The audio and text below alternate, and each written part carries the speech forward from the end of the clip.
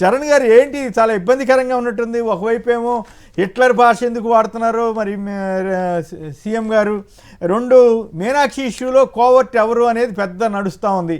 ఇంతకీ కోవర్ట్ ఎవరో కనిపెట్టారా? వీళ్ళేమో బీజేపీ టీఆర్ఎస్ వాళ్ళేమో డైరెక్ట్గా రేవంత్ రెడ్డి గారి మీద ఆరోపణలు చేస్తున్నారు. ఏమిటి మీరు ఇచ్చే సమాధానం? సార్ ఇక్కడ ఆ నోటీస్ అంశానికి సంబంధించి ఒక్క మీనాక్షి గారికే పంపలేదు. ఆ నోటీసు మహేష్ కుమార్ గౌడ్ గారికి వచ్చింది, మీనాక్షి గారికి వచ్చింది, శివకుమార్ రెడ్డి గారికి వచ్చింది, ప్రశాంత్ రెడ్డి గారికి వచ్చింది, మంత్రి వాకిటి షేర్ గారికి వచ్చింది, పర్ణికా రెడ్డి గారికి వచ్చింది, తర్వాత అజిత్ రెడ్డి గారికి వచ్చింది. ఇంతమందికి వచ్చింది. ఇంతమంది అడ్వకేట్ ఉన్నారు. ఎవరిదోనో ఒకరు ద్వారా సమాచారం పోయి ఉండొచ్చు.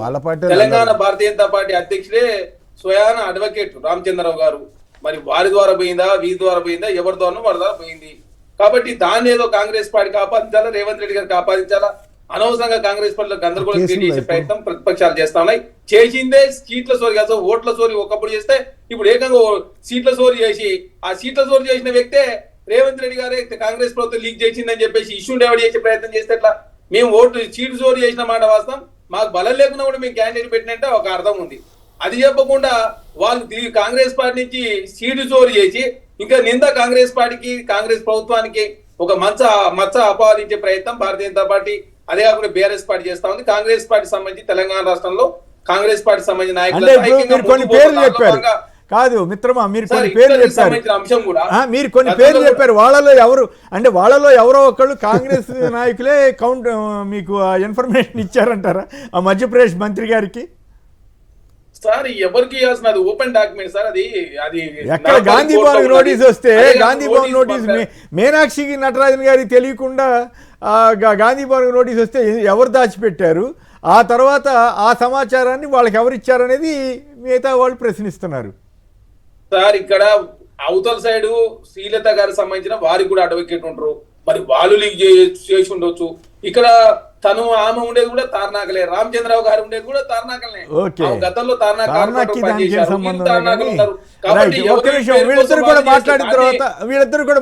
తెలంగాణ ముఖ్యమంత్రి రేవంత్ రెడ్డి ఆపాదించే ప్రయత్నం చేస్తారు సార్. సీటు చోరీ జరిగింది, మేము సీటు చోరీ చేసినామని చెప్పి భారతీయ జనతా ఒప్పుకోకుండా కాంగ్రెస్ పార్టీ లీక్ చేస్తే ఎవరు లీక్ చేస్తే ఏముందా? ఈ విషయం వరకు నేను కూడా ఒప్పుకుంటా. బీజేపీ వైఖరి అక్కడ అట్లా చేయటం, ఎలక్షన్ ఆఫీసర్ అట్లా రిటర్నింగ్ ఆఫీసర్ చేయటం మాబోటి వాళ్ళకి కూడా నచ్చలేదు. తటస్థంగా ఉండే మాబోటి వాళ్ళకి బీజేపీ ఇట్లాంటివి చేయకుండా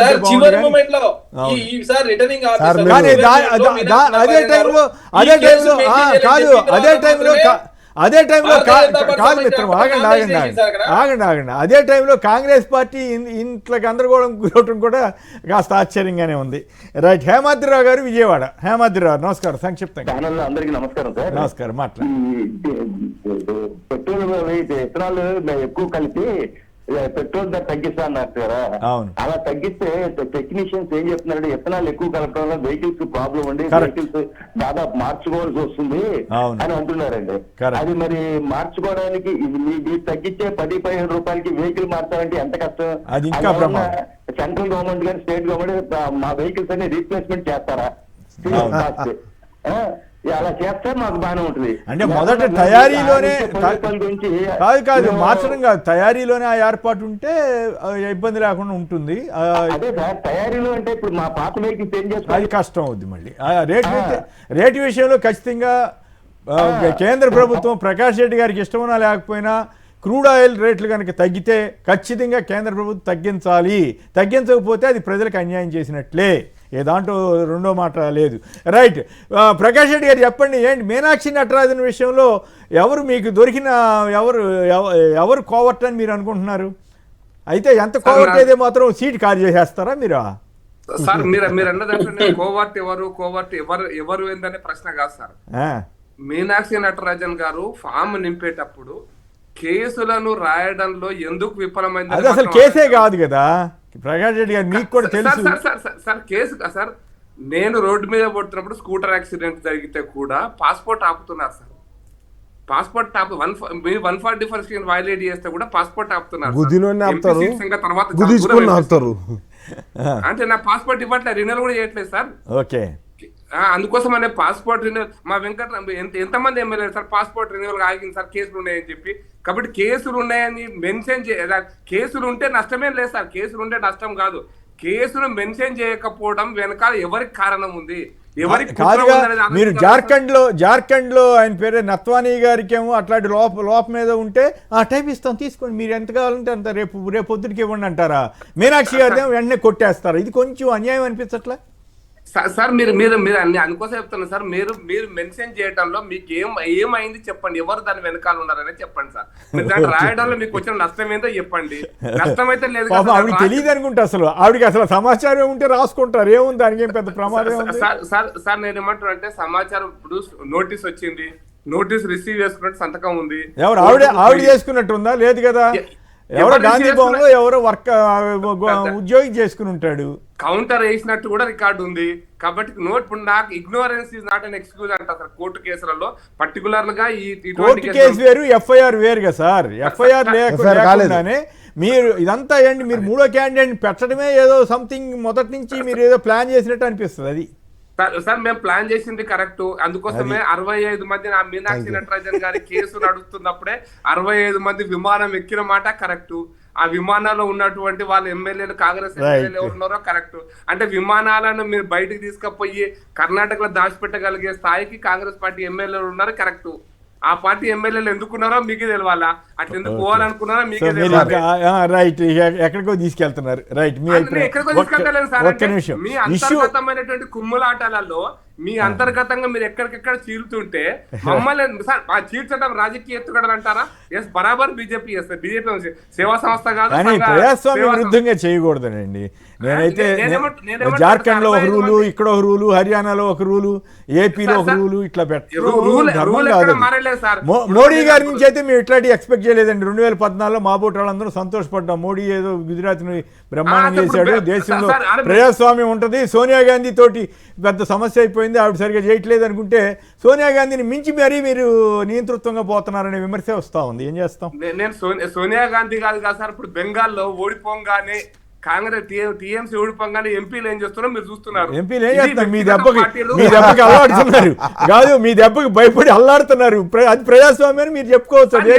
అంటే మీరు దొంగ పని చేయకుండా ఎలక్షన్ ముందే దొంగ పని జరుగుతుంటే కాదండి, మమతా బెనర్జీ మీద అంత వ్యతిరేకత ఉంటే ముందే వచ్చేసి ఉండొచ్చు కదా.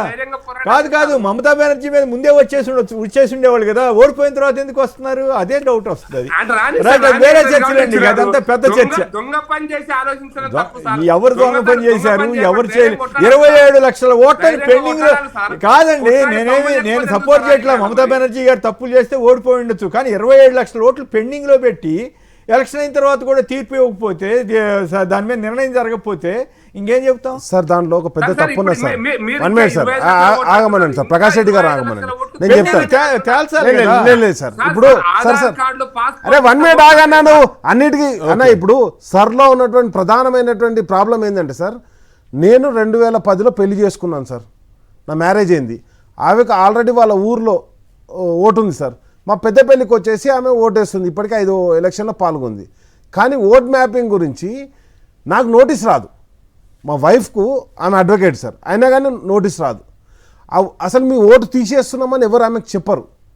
డైరెక్ట్ తీసేసిన తర్వాత నువ్వు చూసుకోవాలి. మళ్ళీ సార్ మీద మళ్ళీ మాట్లాడదాం. రైట్, ఇక చెప్తాను. చెప్పండి. మీనాక్షి నటరాజన్ ఇష్యూలో తప్పు బీజేపీదా కాంగ్రెస్దా? కాంగ్రెస్ లో కోవట్ ఎవరు? మీరైతే రేవంత్ రెడ్డి గారి మీద ప్రచారం చేశారు. ప్రచారం చేయడం కదా సార్. బీజేపీ కాంగ్రెస్ రెండు కలిసి ఓటు చోరీకి పాల్పడ్డాయి. అది పాల్పడ్డది కాంగ్రెస్ ఇంట్లో, దొంగతనం చేసింది బీజేపీ. మరి తలుపు తెరిచింది ఎవరు అని అడుగుతున్నాం. ఆ తలుపు తెరిచిన వాళ్ళు ఎవరు అసలు? నెంబర్ 1. నెంబర్ 2 వచ్చేసి ఇక్కడ ప్రధానంగా లీగల్ సెల్ అనేది ఒకటి ఉంటుంది పబ్లిక్ దానికి. అంటే సార్ ఇప్పుడు జనరల్గా తేలిపోతుంది సార్, దాని దగ్గర వేలు పెడతావు నువ్వు కుర్తుందని చెప్పేసి భయపడతాం కదా. అట్లనే ఈరోజు ఏమంటున్నా అంటే, గతంలో చంద్రబాబు నాయుడుకు తెలుసు ఏది మామని ఎట్లా గద్దె దించిండో వెనుపోటు అనేది. ఇక్కడ ఓటుకు నోటు అనేది కూడా ఎట్లనో తెలుసు. రేవంత్ రెడ్డి గారు కూడా ప్రస్తావించారు ఆశ్చర్యంగా, ఓటుకు నోటు కేసులో రేవంత్ రెడ్డి ప్రస్తావించారు. అండ్ నెక్స్ట్ వచ్చేసి నేనేమంటాను, ఇప్పుడు మీనాక్షి నటరాజన్ గారిది సార్ డైరెక్ట్గా ఇంకొకటి ఏంటంటే, మీరు చెప్పేది కాదు సార్. ఆజ్ తక్ నేషనల్ ఛానల్లో ఒక అడ్వకేటు ఆమె డైరెక్ట్ స్టేట్మెంట్ ఇచ్చింది. ఫేస్ చూపెట్టాలి కానీ స్టేట్మెంట్ ఇచ్చిందని నన్ను వచ్చి రికార్డ్స్ అడిగారు అని చెప్పేసి. కాబట్టి ఇక్కడ స్పష్టంగా బీజేపీ ఒక మంత్రి ఆయన డైరెక్ట్ చెప్పాడు కాంగ్రెస్ నుంచి మాకు ఇన్ఫర్మేషన్ వచ్చింది, ఆ ఇన్ఫర్మేషన్ వచ్చిందని వాడుకున్నారు. అంటే ఇక్కడ ప్రధాని గారు పిలుపునిచ్చారు సార్, నాతో కలిసి పని చేయని చెప్పేసి అనగానే వెంటనే రేవంత్ రెడ్డి గారు వెళ్ళి కలిసి పని చేశారు సార్. అందుకని చెప్పేసి అంతేగా సార్, లాస్ట్ రేవంత్ రెడ్డి గారే తీవ్రంగా విమర్శించారు కిమ్ ఏంటది నార్త్ సార్. ఇప్పుడు కొరియా ప్రెసిడెంట్ ఒకటి గుర్తుపెట్టుకోండి సార్, రేవంత్ రెడ్డి గారు ఏం చేస్తారంటే తన వైఫల్యాలను కప్పిపుచ్చడానికి వెంటనే ప్రెస్ మీట్ పెడతాడు. ఆయన చెప్పేది ఏముండదు. ఎందుకంటే మొన్న ఆయననే చెప్పుకున్నాడు, ఆఫీసర్లు నా మాట వింటలేరు, మున్సిపల్ వాళ్ళు వింటలేరు, పోలీస్ డిపార్ట్మెంట్ రెండు ఆయన కిందనే ఉన్నాయి, నేనే రోడ్డు మీదకి వస్తా అన్నాడు. రాగానే మరి అది చర్చ నడుస్తుంది ప్రజల్లో, అరే ఈయన కనీసం ట్రాఫిక్ కూడా క్లియర్ చేయలేని హోంమంత్రి, ముఖ్యమంత్రి మనకు ఉన్నారా, డ్రైనేజ్ కూడా చేయలేని మంత్రి ఉన్నాడు అనగా వెంటనే వచ్చేసి మెట్రో సందర్భాన్ని పెట్టేశారు. నేను ఒక్కటే చెప్తున్నా, ఈ రోజు ఓటుకు చోరీ జరిగింది ఒకటే అంటున్నాను సార్. అక్కడ కోర్టులో సీసీ కెమెరాలు ఉంటాయి, అక్కడ సబ్మిట్ చేసిన దాంట్లో ఎయిర్పోర్ట్లో ఎవరు పోయారో మధ్యప్రదేశ్ అక్కడికి ఎవరు పోయారో అనేది డైరెక్ట్ చూడొచ్చు కదా. కాబట్టి ఇక్కడ కంప్లీట్గా జరిగింది ఏంటంటే మీనాక్షి నటరాజన్ గారిని వెన్నుపోటు పొడిచింది కాంగ్రెస్ పార్టీ నాయకులు, ఆ వెన్నుపోటు పొడడానికి ఆయుధాలు ఇచ్చింది బీజేపీ నాయకులు. ఇవి రెండు కూడా సుస్పష్టం సార్, అంతే. Right, okay. ఇక మరో అంశంలోకి వెళ్దాం. సంకటంలో మెట్రో మర్చిపోయా, హిట్లర్ వ్యాఖ్యలు చేయటం ఏంటండి? ఇప్పుడు పీసీ ప్రెసిడెంట్ గారు కూడా ఒప్పుకోలేదు. సంక్షిప్తంగా దాని మీద మీ అభిప్రాయం చెబుతారా? చరణ్ గారు మిమ్మల్ని ఇబ్బంది పెట్టాను అనుకోకపోతే. సార్, ఇట్లా సంబంధించిన అంశం విషయంలో హైడ్రా విషయంలో మాత్రమే ముఖ్యమంత్రి గారు హైడ్రా తీసుకొచ్చిందే, అది ఎవరైతే చెరువులు కావచ్చు, నాలాలు కావచ్చు, లేకపోతే అది పార్కులు కావచ్చు కబ్జా చేసే విషయంలో నేను ఇట్లా వ్యవస్థ దానికి నాకు ఇట్లా ఆదర్శం అని చెప్పిన మాట వాస్తవం. ఆ విషయంలో కేసీఆర్ గారు కూడా చాలా సందర్భాలు మాట్లాడిన, ఆ వీడియో ప్లే చేయాలంటే నేను చేస్తా ఇప్పుడు. ఆ వీడియో సంబంధించి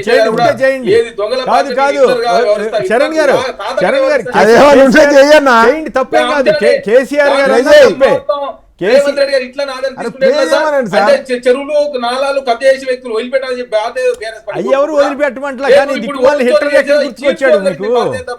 మరి వాళ్ళని ఎవరితో పోల్చాలి సార్? రైట్, హిట్లర్ ఎక్కడి నుంచి గుర్తుకొచ్చాడంట. రైట్ రైట్, డిగ్రీ సర్టిఫికేట్ సమాధానం లేదు సార్, సమాధానం లేదు సార్. అంతే, నరేంద్ర మోడీ గారు ఎప్పుడో డిస్క్వాలిఫై కావాలి వాస్తవం చెప్పాలి. సరే మీ ముఖ్యమంత్రి డిగ్రీ సర్టిఫికేట్ చూపెట్టరాదు మరి పోనీ. Right, okay. వాస్తవం చెప్పాలంటే ఇదంతా ఏంటంటే కాంగ్రెస్ ప్రభుత్వం అరే నరేంద్ర మోడీ చూపెట్టాడు. ముందు పోతా ఉంది. రైట్.